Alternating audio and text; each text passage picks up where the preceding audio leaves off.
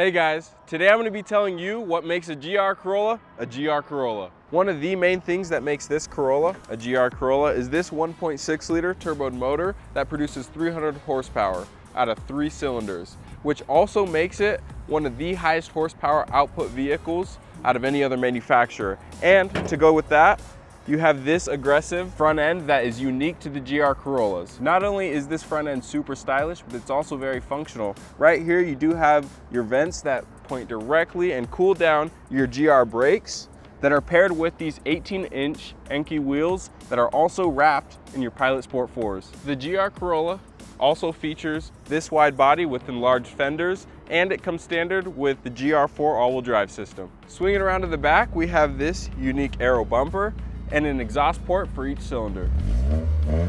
Coming inside of the GR Corollas, they do come standard with a 6-speed manual transmission, and for some more control, you can also send more power to the front, center, or rear, as well as a track-ready digital gauge cluster with things like your boost control and your G-force monitor. So when you're ready for something unique and track-ready, choose Performance Toyota here in Bountiful, where we'll put a smile on your face.